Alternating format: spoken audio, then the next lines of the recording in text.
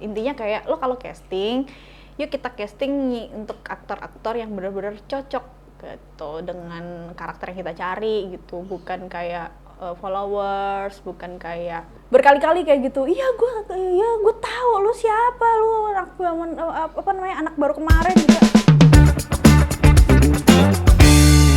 Program Bicara Kru itu ngomongin orang-orang di belakang layar dari sebuah pembuatan film, series, video klip, dan lain-lain. Penting. Kenapa?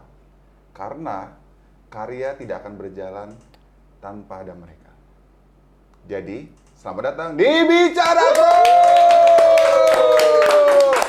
Bosan kali ngundang artis mulu? Ya, kali ini ya, sekarang di episode ini kita akan ngomongin soal talent koordinator atau disebutnya talko atau telko biasanya disebut. Nah sekarang nih di sebelah gua sekarang ada perempuan yang hebat yang pernah sering kerja sama gua udah dari berapa ratus tahun yang lalu gitu ya. Kenalin, iyalah Jojo. Bingung banget gue banget gitu. Si gua banget. Gak apa-apa Jo, ini yang nonton cuma 2 orang juga kok Jo. Terima kasih. Jangan coy. 2 orang yang nonton mak gua salah satunya. Lu dan gua gitu. Bercanda. Oke Jo, sebelum gua mau ngomongin perkenalan diri lo dan sebagainya, kayaknya di sini kita perlu tahu dulu apa sih sebenarnya pekerjaan dari talent koordinator itu? Pekerjaan dari talent koordinator. Talent koordinator tuh seperti pada umumnya ya, namanya kan talent koordinator. Jadi dia sudah pasti pekerjaan utamanya adalah mengkoordinasi segala hal yang berhubungan dengan talent untuk membantu kelancaran produksi juga tim directing. Ih lengkap banget, udah paham belum nih? Coba gimana? Di Google juga ada. Di Google juga ada. Wikipedia, Iya tadi gue sempet nge-search dulu gitu. Agak curang ya, nah, tapi nggak apa-apa. Ya Jo, kan terakhir kita kerjasama nih di sebuah series kan, dan terakhir juga katanya Jojo sudah jadi casting director di filmnya Dear David yang akan tampil di Netflix nanti. Betul. Ya itu, tapi kan sebelumnya lu menjadi talent koordinator nih. Iya benar. Ya kan? Boleh nggak sih diceritain Jo, maksudnya selama ini gimana sih, kenapa lu mau jadi talent koordinator, kenapa lu mau terjun di film, boleh nggak ceritain secara singkat aja karir lu gitu? Sebenarnya gue itu tuh awalnya mulainya tuh dari magang, sudah pasti ya. Gerbang utama di mana kru masuk ke industri itu dari magang gitu. Gue pertamanya magang di seriesnya Pak Monty itu beberapa tahun yang lalu, 2012 kalau nggak salah, itu masih kuliah. Lo magang, kalau gue ekstras. Gitu? Iya. Bohong lo. Aktor di mana magang? Nggak ada yang magang. Iya sih bener. Iya. Gue pokoknya magang dari waktu itu magang di penyutradaraan. Terus habis itu berkembanglah pas gue udah ke Jakarta gitu, bener-bener masuk industri. Ya semuanya gue jalanin tuh. Gue pernah jadi asrada, gue pernah jadi wardrobe, gue pernah jadi art, gue udah pernah jadi produksi, terus telco udah pasti. Ya itu, terus akhirnya yang makanya gue kenapa gue yang diajakin ngomong di sini gitu secara kayak masih nyebong sana sini begitu. Callingannya Bapak. Nih, ini satu hal yang perlu dikasih tahu juga ya untuk para penonton, netizen dan bro kru kita ini. Kita nggak perlu orang harus udah sukses. Betul. Karena kita di sini perlu tahu siapa aja orang-orang di belakang layar, nggak perlu memandang dia menuju sukses atau belumnya gitu loh Jo, gitu kan. Yang penting gue udah pernah kerja sama lo, kita tahu dan lo profesional selama yang gue kenal gitu. Dulu kerjanya selalu bagus, ya gue udah gitu aja. Thank you. Ya. Oke, lanjut. Lanjut ya. Ya pokoknya dari beberapa divisi yang pernah gue ikutin gitu, gue jajakin gitu, terus akhirnya sekarang tuh fokus di bagian talent department, casting department, talent koordinator kayak gitu juga. Oke. Itu kan sebenarnya secara pendek gitu ya. Tapi sebenarnya kita pengen tahu juga kenapa talent koordinator itu penting di sebuah pembuatan karya film atau series atau apapun itu. Kenapa itu penting? Sangat penting karena dia yang akan ngurusin teman-teman talent gitu kan. Kan film akan ada dan dilihat kan talentnya. Jadi butuh orang yang harusnya butuh orang yang emang khusus untuk ngurusin talent gitu. Tapi juga kadang-kadang masih banyak ya yang produksi-produksi entah itu dalam skala kecil atau besar yang tidak menggunakan jasa talent koordinator gitu. Oh Ada iya? juga. Oh Ya wow, mungkin itu kayak gimana caranya tuh? ya mungkin kayak Kan rak atau masih dalam produksi bisa itu? lah, bisa kayak apa namanya double job gitulah, ada juga gitu. Tapi ya fungsinya talent Nah itu kekurangan koordinator budget ya? ya kasarnya begitu. Jadi ya itu perlu talent koordinator untuk lo harus ngurusin talent, kayak sebelum ngurusin talent lah lo harus ngurusin talent, lo harus casting, nemuin talent, habis itu pas talent reading, fitting apa segala macam lo harus ada orang yang khusus PIC untuk ngehubungin, terus menyambut kedatangan mereka, terus ngasih tahu, terus menjaga apa namanya schedule mereka gitu kan. Terus abis itu pas di lokasi gitu harus ada yang kayak ngurusin transportasinya gitu dari mereka dari rumah menuju ke lokasi, di lokasi mereka apa namanya makan dan segala macam, ganti baju, apa namanya set di apa namanya udah set up segala macam, wardrobe, make up, sound gitu, sampai akhirnya mereka hadir di set untuk akhirnya action. Itu adalah di belakang itu ya talent koordinator. Oke. Wow, tapi ini menarik. Tadi kan sebenarnya yang gue tahu tuh talent koordinator itu yang di Hollywood itu sebenarnya nggak ada. Mereka itu katanya ya, ini gue tahu, semoga gue salah, ngurusnya tuh hanya di awal doang. Tapi dia tidak bersama dengan seperjalanannya syuting. Nah itu biasanya yang ngurus talentnya katanya Astrada. Jadi Astrada tuh nggak hanya 3, ada bisa 4 gitu ngurusin. Iya, betul.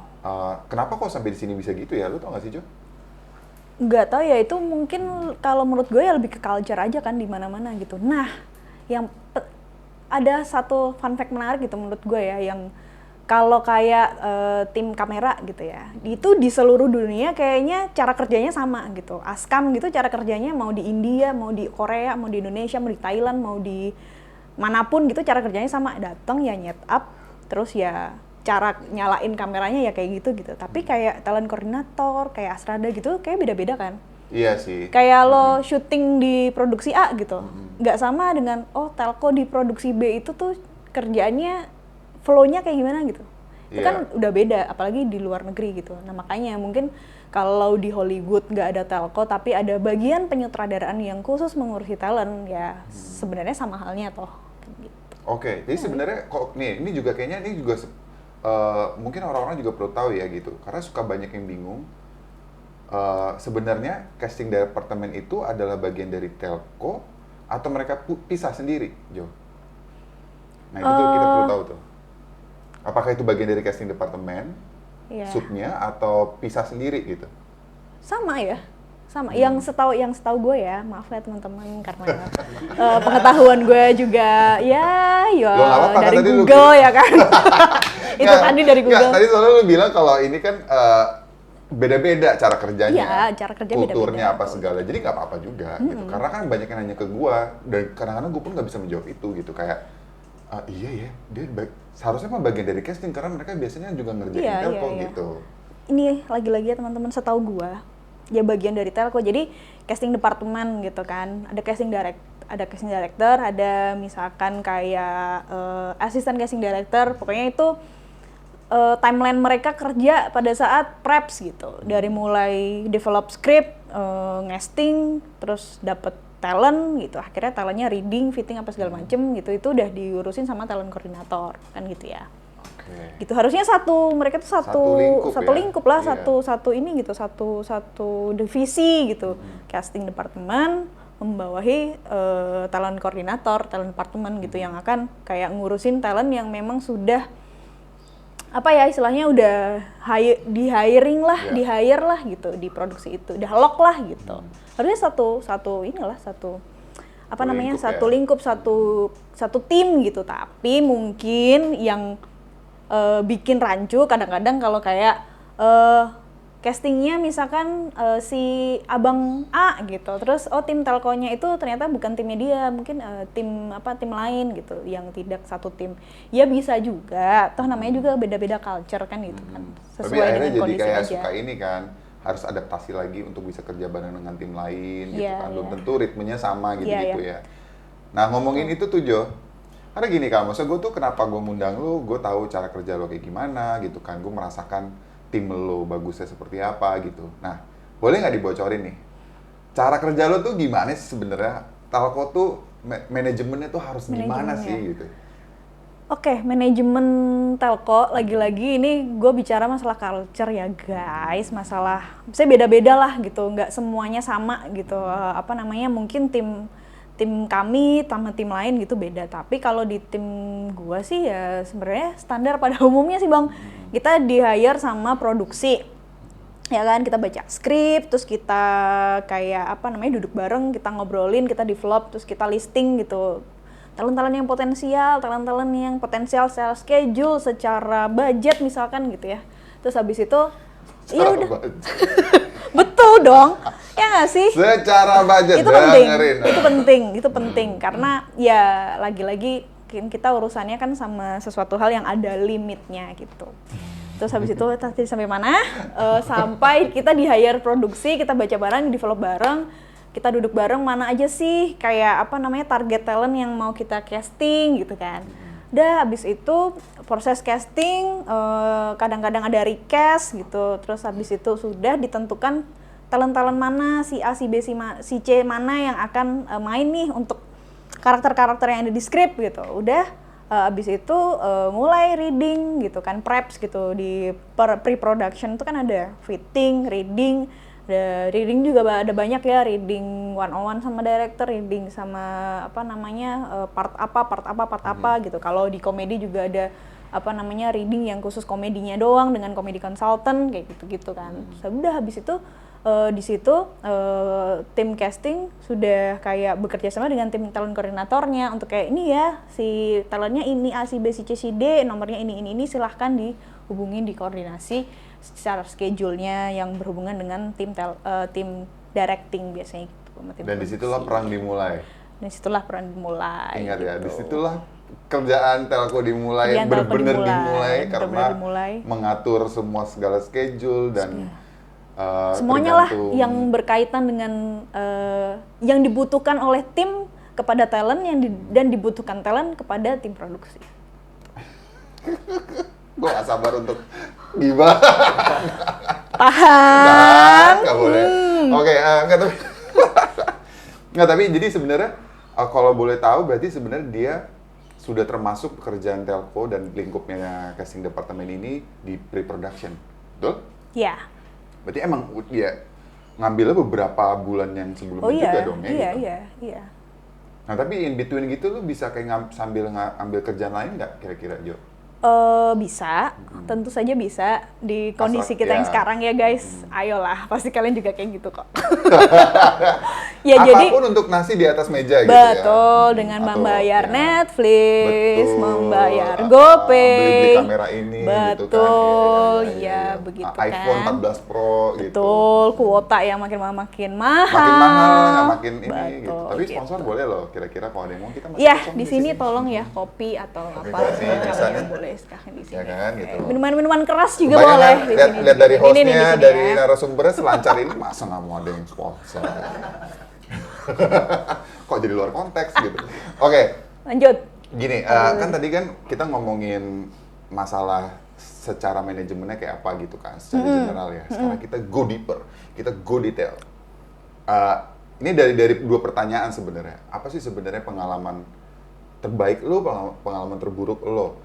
Jadi kan gue juga tahu nih, karena gue sebagai talent gue juga pernah kerja sama Jojo gitu. Jadi gue tahu ketika udah lama banget kita ya ampun.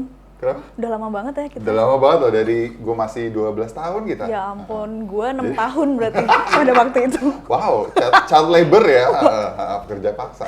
Jadi nggak maksud itu kan gue aja kadang-kadang suka kayak, iya bang nanti gini-gini tanggal segini jam segini, lu udah ngasih tau lewat grup WhatsApp-nya, lu udah lewat, mungkin cara lo tuh menurut gue enak gitu. Nah tapi kan ada juga yang kadang-kadang talentnya yang rese gitu kan. Ada talent yang baik seperti saya misalkan gitu. Artis. Produser. Gitu. Ya kan? Cincai lah. Hire saya lah gitu. Cing apaan sih? Gak, jadi maksud gue, kita nggak perlu name names, cuma maksud gue kayak supaya orang tuh juga tahu gitu, kerja di film, lu bikin apapun itu kan juga nggak selamanya asik. Oh iya gitu. betul.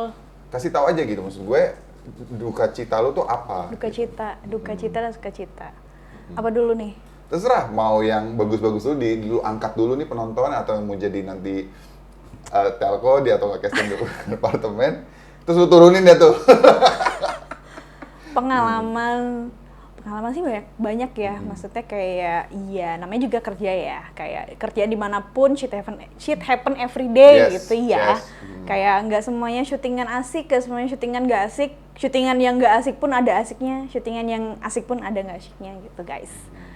Apa ya yang asyik, yang seru, tapi kalau gue sering ditanya nih kayak gini gitu kan sama siapapun gitu yang lagi kayak sharing-sharing gitu.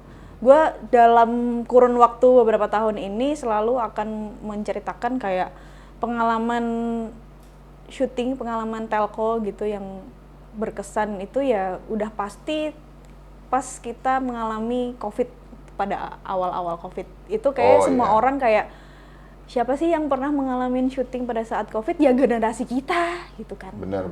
Generasi kita gitu kayak gue waktu itu syuting ini guys, Seperti Dendam Rindu Harus Dibayar Tuntas di Rembang, dimana lo nggak tahu COVID itu apa pada saat itu. Lo cuman lihat di di Instagram, di TV gitu kayak naon sih ini naon gitu. Oh itu awal 2020 dong berarti syutingnya? Februari dan Maret 2020. Oh udah lama ya? Oh iya lah ya. Itu bener-bener kita nggak tahu, kita isolated di Rembang, nggak tahu apapun gitu kan. Terus kita tahu kayak dari talent yang bolak-balik ke Jakarta gitu kan ada yang kayak baru dateng gitu-gitu. Itu ya kayak nyebarin tuh.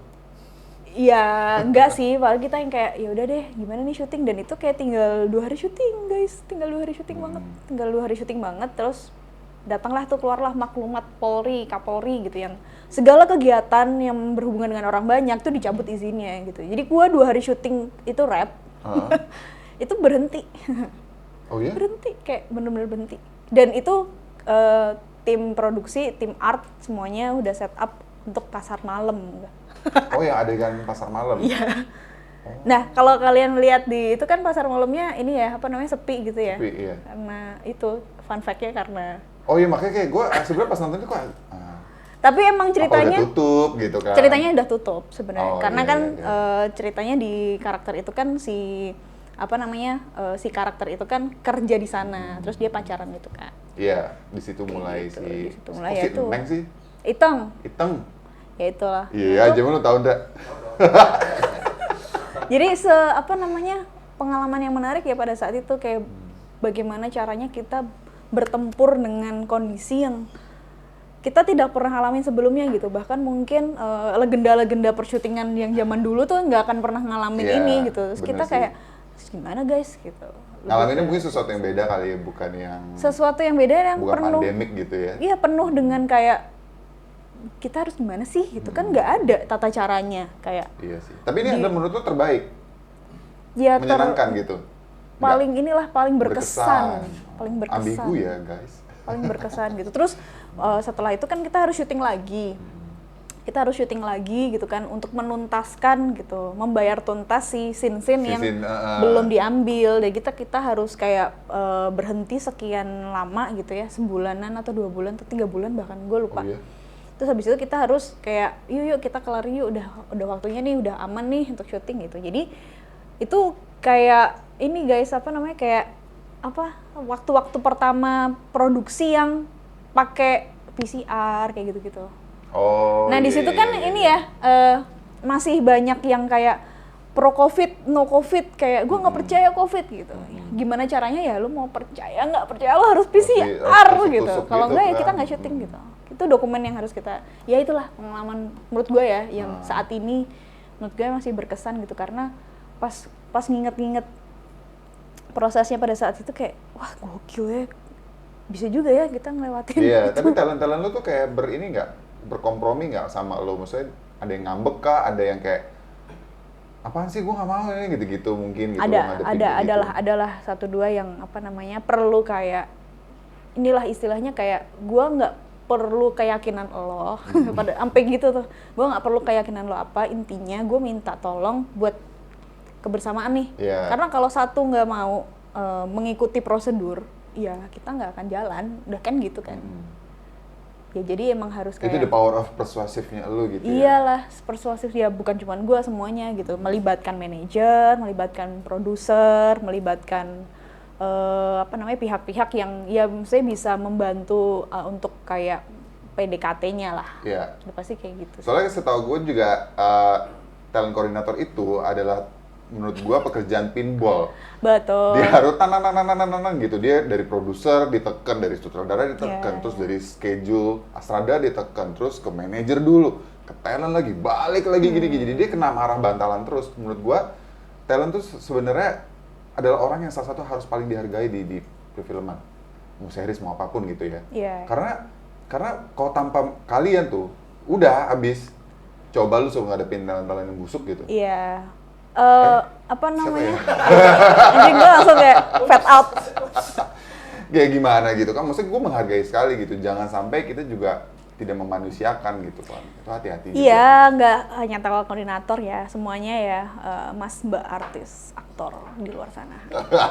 Semuanya semuanya perlu diapresiasi pekerjaannya gitu, karena kan rekan kerja ya, sama-sama cari uang, sama-sama cari rezeki di industri ini. Dan dan telco itu emang adalah sumber fakta-fakta yang ada di pergosipan dunia maya atau dunia TV tuh. Kok mau tanya mereka? Gerbang fakta ya? Gerbang fakta. Karena mereka menyaksikan secara live gitu. Iya. Mulai deg-degan. Tenang. Nah, jadi kita langsung ke pengalaman terburuknya apa. Kira-kira yang pernah lo hadepin, nggak usah kasih nama lah, tapi kadang-kadang gini, kita perlu tahu juga kan, Kak Jojo misalnya, pasti menyenangkan kok, ya mungkin dapat duit, bla bla bla, tapi apa ya, gue juga perlu tahu nih Kak, misalnya mental gue biar kuat, salah satu kejadian lu deh yang bikin gue kayak, oh berarti gue bisa nih ngadepin kayak Kak Jojo misalnya gitu. Tactical apa nih yang pernah lu alamin gitu? Iya, kalau pengalaman buruk sebenarnya nggak buruk ya, kayak lucu aja gitu ya. Kalau misalkan diingat-ingat gitu. Sekarang kan ingat. Sekarang ingatnya, kalau dulu ya nangis gitu. Suka nih gue. Apa? Sama sih. Kalau bisa gue bilang tuh industri kita, industri film, industri syuting itu adalah tempat dimana lo bisa kayak ketemu sama ratusan karakter, ratusan pribadi yang unik-unik gitu semuanya gitu, nggak ada yang sama gitu dari dan lo harus dealing with that gitu selama berhari-hari, berminggu-minggu, bahkan berbulan-bulan gitu dalam satu produksi kan. Misalkan ketemu aktor yang ya gitulah gitu, ketemu Astrada misalkan yang ya gitulah, ketemu yang siapapun ya gitulah. Lulus dada lah ya. Kayak sebenarnya bukan buruk, enggak, mungkin nggak cocok aja kan gitu ya. Diplomatis sekali, saya suka ini. gitu. Tapi sebenarnya yang paling nyebelin gitu kalau gue sih satu doang sih, ketemu talent yang tidak on time, aktor yang tidak on time itu sangat, dan tidak disiplin gitu dan tidak komit gitu. Itu yang ya sudah tidak usah sebutin ya, cuman ya beberapa kali bertemu dengan ada yang punya attitude kayak gitu. Itu menurut gue yang paling nyebelin gitu, paling kayak gitu. Pernah sampai berapa lama tuh lu nunggu, Jo? Sebenarnya nggak nunggu sih, kayak misalkan udah dikasih tahu ya, misalkan kemarin telat gitu, oh iya sorry telat ini nih, oh iya siap gitu kan, kita gitu doang. Besoknya gitu lagi, kayak woi kayak gitu, kayak gila loh, Jakarta udah macet dari sebelum mak lu lahir gitu.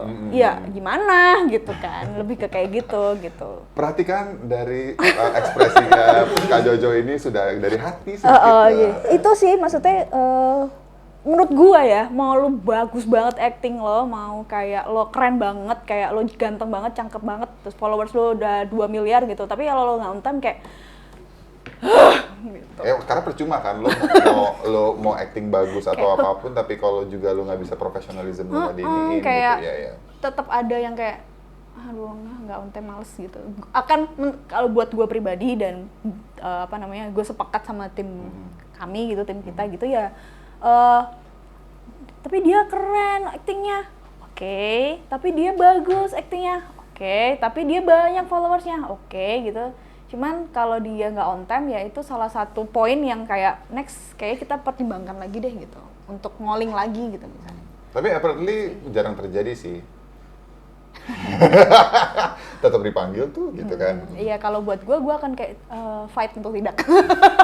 Suka Gue nih akan kayak fight gini. untuk tidak. Suka nih kayak gini. Ya Catat. karena bener nggak sih bang, lo Ya. kan sebagai aktor juga kalau ada nggak usah talent lo yang telat lah, misalkan yang lain yang telat gitu. Jemputan lo telat aja, itu kan Udah ngerusak semuanya. sudah ngerusak Iya, semuanya, iya. udah ngerusak mood, udah ngerusak apa gitu. Apalagi kalau nih talent yang dimana lo nih yang di syuting nih bro, sis gitu. Lo yang kita siapin gitu dari lo makan, terus lo pakai baju sesuai scene lo, yang disiapin lo nanti akan dialog apa gitu di depan kamera gitu yang kita siapin, terus lo telat gitu. Ya kayak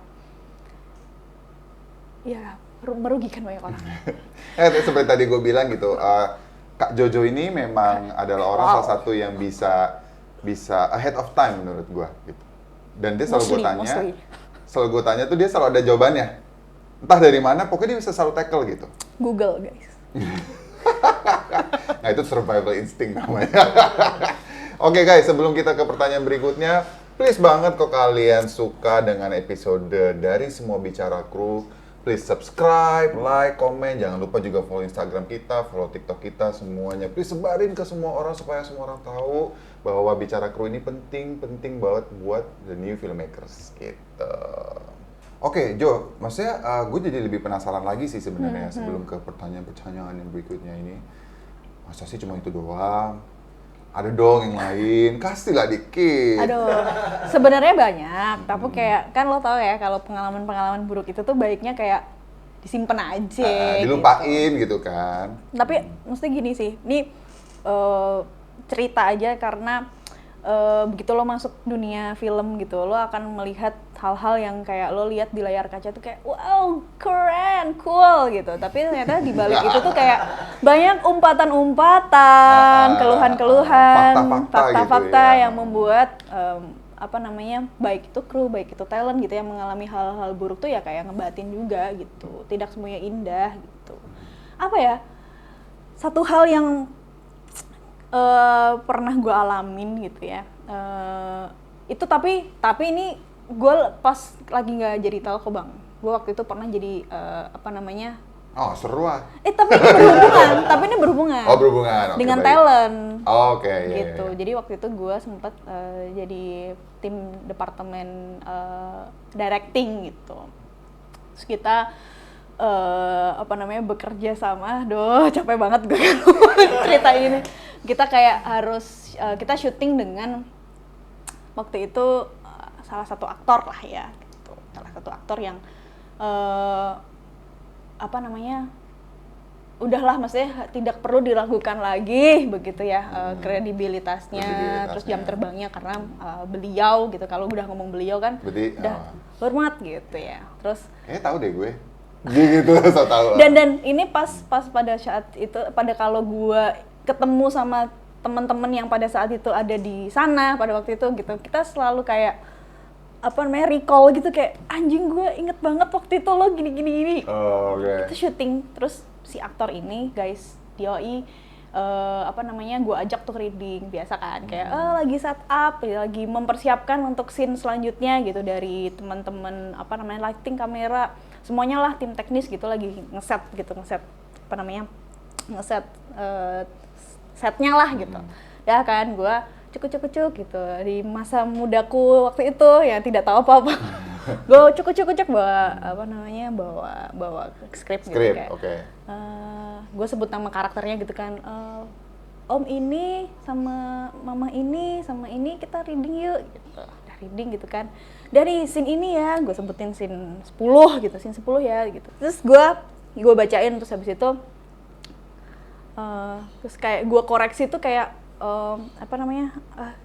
dialognya om gitu. Iya, gue dibentak gitu kayak, tahu gue ini. Oh iya, baik gitu. Terus berkali-kali kayak gitu. Iya, gue tahu lu siapa, lu anak baru kemarin juga. Iya, masih gitu tuh gue. Tapi teman-teman aktor yang lain tuh udah yang kayak udah kayak gitu kayak gue tuh kayak biasa aja, masih biasa aja kan gitu. Oke, gitu udah kan. Terus take lah, syuting lah, masuk set gitu. Oke ya, dialog nih. Dan pada waktu itu scene-nya memang lumayan berat, cukup berat. Scene yang drama yang emang berantem gitulah gitu. Di antara karakter-karakter kayak berantem gitu, kayak ayah, ibu, anak yang sedang berantem gitu. Udah nih, syuting lah ya. Nggak apal. Ya kan, yang terdiri nggak apa. Jadi marah-marah itu percuma ya dia. Marah-marah percuma gitu ya. Gue nggak tahu sedang terjadi apa ya di dia. Cuman ya gitulah, keluarnya kayak gitu. Udah nih syuting, kagak apal-apal bro. 2 kali satu line cut karena doi nggak hafal gitu. Udah, panggil lah gue sama director kayak sini Jo gitu. Gini aja dah, lu sampai di titik yang kayak lu duduk di situ. Jadi ini kan ceritanya di sofa. Lu duduk di belakang sofa, lu ngimpil gitu. Karena waktu itu gue masih ini 12 tahun lah, enggak? 10. Wow. Ya masih, gue nggak sebesar sekarang badan gue gitu. Gue masih bisa nyempil gitu bang, masih bisa nyempil gitu di belakang sofa gitu kan. Masuk koper gitu cukup masih lah bisa ya. masuk koper, gue masih pocket size ya gitu. Dah tuh, jadi disuruh kayak kalau dia lupa, gue kayak mention line depannya, misalkan kayak terus kayak diam kamu, misalkan gitu. Jadi dia tinggal ngikutin, ya kan. Sudah tuh terjadi gue BO-in gitu ya, kata-kata kasarnya gitu. Gue BO-in gitu kayak. BO-in biasa. Iya. Ya nggak sih kayak. Sorry, gue mau ketawa banget. Ini terjadi fakta, sumpah fakta ini gue nggak Iya. ngurangin, nggak melebihin gitu. Terus dia mungkin gue kepanjangan atau memang dia kayak tidak bisa berkonsentrasi pada saat itu, marah lagi. Weh anjing, gue gitu di set. Weh anjing, nggak kayak gitu. Jangan panjang-panjang, goblok, dadah gitu. Dia kayak wow, enak. Terus, ya gitu aja kayak. Gitu kan. Terus kayak gini, gue diem kan, karena pada saat itu di umur segitu gue dengan job desk itu dan mental gue yang ingin belajar, gue tidak masukin hati, paham gak bang? Jadi gue kayak cuek aja kayak, oke, gue salah gitu, cut gitu kan, udah. Terus ya udah kita break dulu ya, kata Asrada satu gue gitu, kita break dulu, sebat-sebat dulu guys biar agak bisa konsentrasi, kita kasih waktu untuk berkonsentrasi ke beliau gitu. Udah tuh cabut kan, terus gue kayak ngopi kali ya ke PO gitu, gue ngopi ke PO gitu kan, terus gue didatengin sama kayak si talent-talent yang lain yang ada di scene itu, terus Asrada gue, director gue tuh kayak sabar ya Jo, sabar. Gak apa-apa, gue gitu, gue masih gitu kayak gak apa-apa gitu. Terus wah gue nggak bisa sih digituin, ini wah lu parah sih, dia tuh parah banget gini ya udah mau gimana lagi kan gitu kan. Ya udah, tapi abis itu syuting lagi seperti biasa gitu. Kepikirannya baru kayak setelah filmnya selesai, produksinya selesai kayak gitu, kayak kita kayak cerita-cerita kayak iya nih gue ini banget pas ada saat itu gue nggak terima banget tuh digituin Jo, kayak gitu kan teman-teman yang lain gitu. Oh iya ya, emang harusnya nggak kayak gitu ya gitu, kayak ya itu lo harus siapin itu kalau lo mau kayak gue pengen jadi telco nih, atau gue pengen jadi kasdir nih, gue pengen jadi apapun itulah yang ada di film gitu. Tidak semuanya indah, tapi satu hal yang harus lo siapin ya, mau nggak mau lo akan menghadapi itu gitu. Betul atau tidak yang kita alami nih terjadi gitu. Jadi bukan masalah ya harusnya nggak gitu dong, ini ada kesehatan mental, betul, tapi lo harus siapin aja dulu gitu. Lo nggak bisa, bener nggak sih? Lo nggak bisa atur yang di sekeliling lo. Betul. Yang lo bisa atur adalah ya mental lo gitu. Bukan terus berarti kalau kita syuting kita harus kuat mental, harus kuat dimarah-marahin. Tidak, memang tidak seperti itu. Enak banget kalau tidak gitu. Memang tidak seperti itu. Tidak bisa generalisasi, normalisasi, tapi kayak at least kalau lo siap gitu, pas lo ngadepin lo tuh nggak langsung kayak ini nggak bisa nih kayak gini nih, ini gue harus thread di Twitter gitu.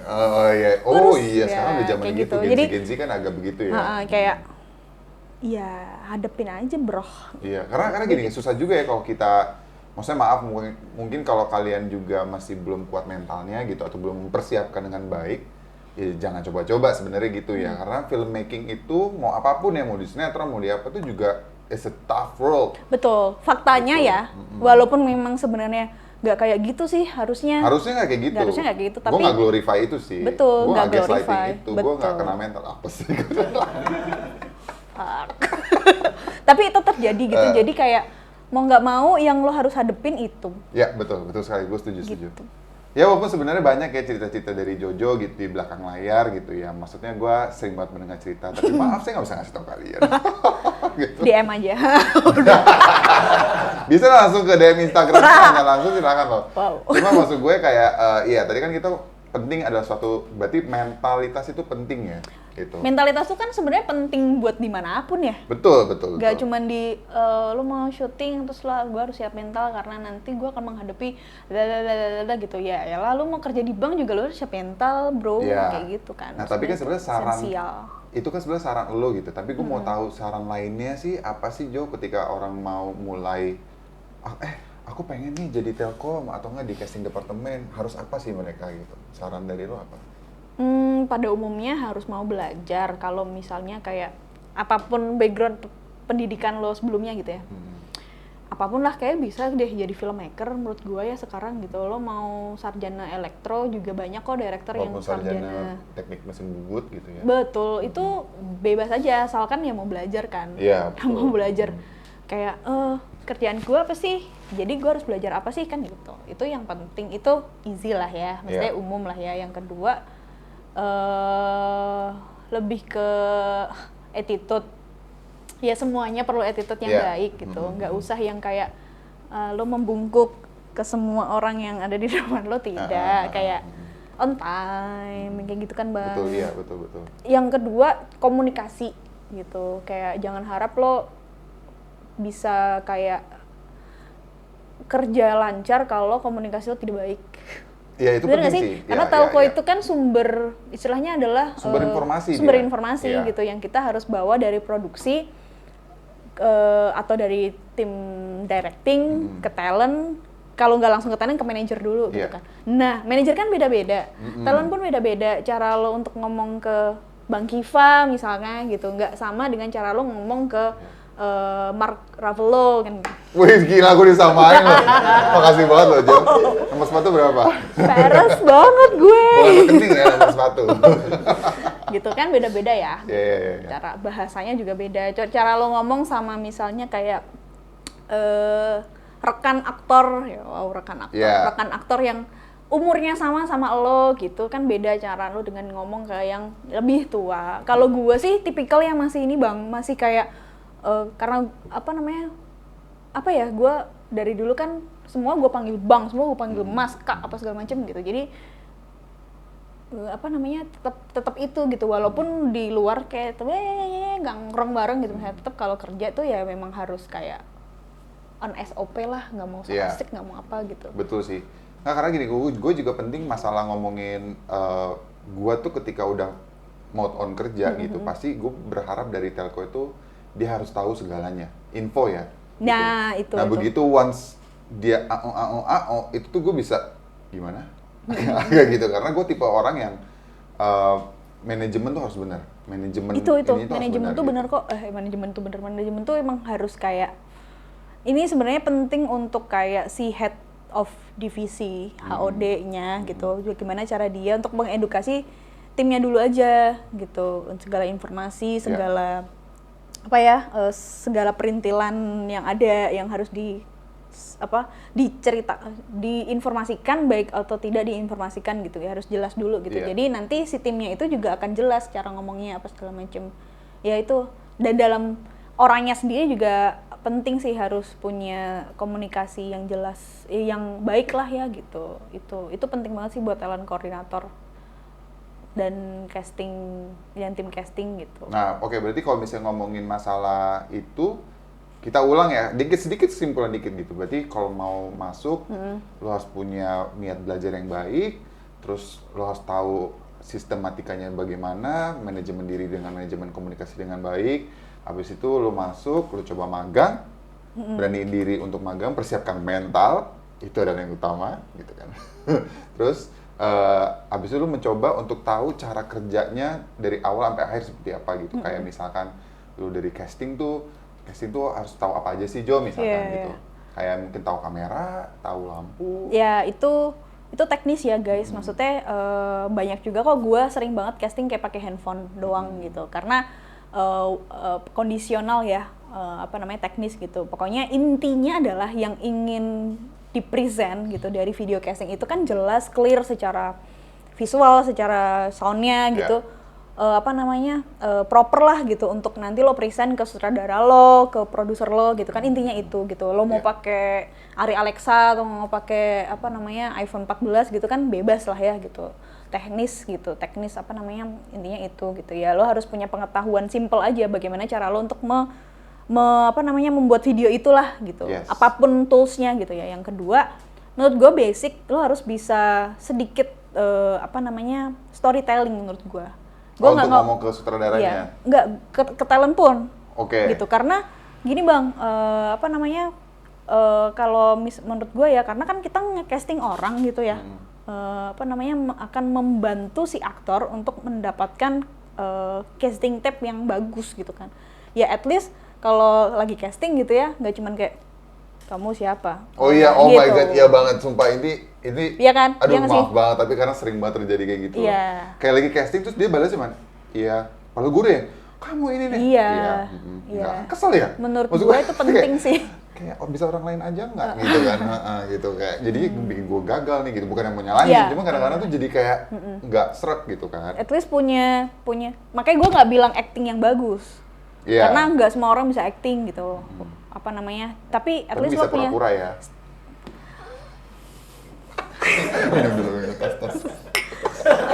kopi ya. Anggur merah boleh. Bagus kan? Bagus kan? Coba disponsorin lah. Gitu. Makanya gue nggak ngomong acting gitu kayak, oh gue nggak bisa acting, gue nggak mau jadi tim casting gitu. At least lo punya sense of storytelling yang baik. Tolling dah tuh gue. Jangan ngomong mulai agak konsen. Gitu. Jadi kalau pas lo nanti coba bantu ya pancing dialog nggak itu kata-katanya gitu, pancing dialognya gitu. Ya. Jadi ya kalau misalkan ini ya kayak lo di mana, mau kemana, kan enak gitu, si aktornya juga akan mendapatkan hasil terbaik gitu. Dia udah jauh-jauh nih dari rumah, baca skrip dari Depok, terus dia sampai tempat casting, terus yang mancing dialog kayak kurang gitu kan, kasihan juga gitu. Jadi menurut gua untuk casting tuh emang harus kayak gitu. Baik itu dilakukan offline maupun online gitu ya. Nah, tapi bedanya ini gue juga mungkin terakhir ya sebelum pertanyaan terakhir gimana? Ya pokoknya gue pengen tahu bedanya screen test dan recast itu apa? Screen test dan recast. Oke, kalau screen test itu menurut gua sih sama kayak casting ya. Intinya adalah untuk mendapatkan casting tape itu, rekaman casting dari adegan yang sudah dipilih oleh ya siapapun itulah yang berkepentingan atau apakah Asrada, apakah sutradaranya gitu. Gue mau casting karakter A dengan scene yang ini dong gitu. Udah ditentukan kan. Jadi casting dan screen test itu menurut gue sama. Ya intinya gitu. Maksud tau gue kalau screen test itu dia udah dipilih langsung, tapi gue pengen tahu nih gitu. Iya, tapi toh intinya sama kan? Gitu. Ya. Nah kalau recast itu tuh proses next step-nya dari si screen test atau si casting itu tadi gitu. Biasanya misalkan recast nih kemarin itu pas casting atau pas screen test doi mencoba adegan yang marah gitu. Kita coba deh, karena si karakter ini juga harus kuat nih di adegan komedinya misalkan gitu kan. Kita coba recast yuk kan gitu kan, kayak second option lah, kita cari option gitu. Bisa jadi recast selanjutnya atau another request-nya adalah kayak dipasangin dengan si lawan mainnya gitu. Oh, iya. Kayak gitu, kayak misalkan kayak Tiba-tiba bromance. ada tandeman Iya, gitu kayak ya. kita mau cek deh bromance-nya cakep apa enggak, atau bromance-nya bromance best, gitu iya. kan. Atau Atau enggak enggak. romance-nya kayak gitu. Oh. Kalau enggak anak sama ke ibu cocok enggak? Biasanya kayak gitu lah. Iya, Lebih iya. ke apa ya? Kecocokan antara talent yang sedang dicari dengan talent yang sudah lock gitu misalnya. Jadi untuk para teman-teman talent yang lagi nonton, jadi jangan kegeeran kalau kalian screen test tuh bukan berarti kalian langsung diterima. Iya, proses Nah, lah. jangan gitu, jangan GR. Iya. Karena saya begitu dulu. Oh iya, akhir-akhirnya Nggak, soalnya kayak nggak lock. pas dibilang, ya screen test, wah nih 70% gue dapet nih gitu. Selalu Jo, makanya gue nanyain ini tuh supaya mungkin orang juga tahu lah gitu. Jadi kayak, oh gue kira screen test, karena beda kan, oh bang casting yuk, atau enggak, bang kita mau screen test Itu abang udah nih gitu. sebenarnya ya, gue kalau di Hollywood gitu secara textbook gitu memang beda. Kayak Iya, casting mereka- itu kayak iya, mereka textbook siapapun gitu lo, ya. kalau casting itu kayak siapapun bisa ikut lah gitu, baik itu aktor atau misalkan kayak musisi gitu yang Iya. kita casting lah, lebih cakupannya lebih luas. Kalau kayak screen test itu emang kayak udah di filter lebih dahulu, terus kayak gue mau lihat dong dia kalau di screen gimana, lebih kayak gitu ya. Nah, nggak tahu ya secara pengalaman gue di sini gitu, di negara kita ini gitu, kayak masih double penggunaan istilah aja gitu. Oh iya. Kayak belum karena- dibakukan gitu loh, Bang. Kalau Paham nggak casting sih? tuh masih lihat di casting tape, tapi kalau di screen test ini masih lihat di screen seperti apa gitu Iya, kan. iya, maksudnya kayak masih belum beneran baku prosesnya atau istilahnya. Misalkan casting yuk gitu, terus pas casting ternyata oh itu formatnya screen test yang kita nggak tahu juga gitu. Loh ini bukannya casting, bukannya screen test. Belum ada kayak gitunya. Jadi kayak menurut gua masih di sini tuh masih ada double penggunaan. Tidak semua menyeluruh gitu loh. Ya mungkin ada yang benar ya, Iya, step-stepnya, iya. penggunaan istilahnya dan Betul. eksekusinya seperti apa itu benar juga gitu. Tapi ya itulah, kalau di sini kayaknya belum baku Semua ya, lah. karena nama kita kan belum menjadi sebuah industri yang benar gitu kan, walaupun udah banyak ya. Oke, ini terakhir dan pertanyaannya Ya. menurut kita tuh sangat penting dan semoga bisa dijawab dengan baik. Apa harapan dari Kak Jojo dari industri perfilman ini, khususnya mungkin di bidang casting department? Ini semuanya lo Talent. tanyain nggak? Kayak semua Semua narasumber lo gue tanyain. tanyain. Dan jawabnya ada yang bener-bener jujur, ada yang kayak bohong, nggak bercanda. Cuma maksud gue ada yang, dan kemungkinan semua garis besarnya sama ya jawabannya guys ya, gitu. Kalau ya industri pada umumnya, harapan gue tentunya sama kayak teman-teman kru lah ya, teman-teman di belakang layar gitu, kayak yuk syuting sehat gitu. Gila, sih? sama loh semua. Semuanya ya. gitu nggak sih? Jadi Kayak kalian harus tahu tuh, kalau kalian nonton semua episode-episode kita, jawabannya semua sama. itu sih kayaknya, yuk syuting sehat, yuk berlomba-lomba syuting sehat gitu. Itu kalau kayak pada umumnya ya. Tapi kalau di divisi yang dimana gue sedang banyak banyak membantu gitu produser ya, adalah casting dan telco ya. Ini sih paling kayak tentunya tuh gue tuh gini bang, susah ya ngomongnya bolak-balik ya. Intinya kayak lo kalau casting, yuk kita casting untuk aktor-aktor yang benar-benar cocok gitu dengan karakter yang kita cari gitu, bukan kayak followers, bukan kayak lagi deket si A, lagi deket sama si A, gitu-gitu sih. Kayak ya udah gitu, kalau bisa ngasting yang si Anu kenapa enggak gitu, terus kayak kasih kesempatan ke yang kemarin-kemarin gitu-gitu tuh jadi jadi second lead gitu misalkan gitu, terus ada nih yang cocok gitu, jangan dikalahin sama yang lain gitu, coba kasih kesempatan yang sama lah istilahnya gitu dulu, kasih dulu kesempatan yang sama gitu. Dia siapa tahu kan di situ kan mereka dapat sparks-nya gitu kan, jadi memberikan kesempatan untuk bersinar. Tuh guys, kasih kesempatan lah ke saya Jo. Pak produser, tolong. Kasih saya kesempatan. Udah gila banyak. Ini kan casting tape. Tolong banget. Wih busuk. Oke, terima kasih dong untuk Kak Jojo sebagai narasumber kita. Thank you. Terima kasih atas ilmu-ilmu ilmu dan pengalamannya semoga bermanfaat untuk kita semua. Terima kasih Kak Jojo sekali lagi. Dan terima kasih juga untuk semua yang nonton Bicara Kru, karena Bicara Kru tuh ngomongin orang-orang di belakangnya seperti apa. Karena karya tidak akan berjalan tanpa mereka. Terima kasih sudah menonton.